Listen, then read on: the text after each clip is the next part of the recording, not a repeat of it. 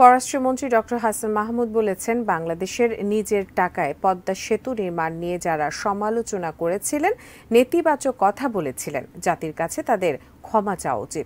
দুপুরে পররাষ্ট্র মন্ত্রণালয়ে এক অনুষ্ঠানে এসব কথা বলেন তিনি। ওই অনুষ্ঠানে পদ্মা সেতু নামে একটি গ্রন্থ এবং সোনার বাংলাদেশ দেখতে চাই শিরোনামে দেশাত্মবোধক গানের ভিডিও চিত্র প্রকাশ করা হয়।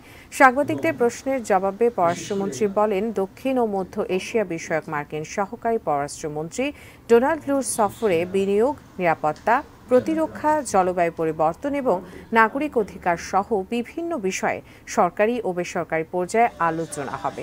আলোচনায় ভিসা নীতি ও র্যাবের উপর মার্কিন নিষেধাজ্ঞার বিষয়টিও তুলে ধরা হবে।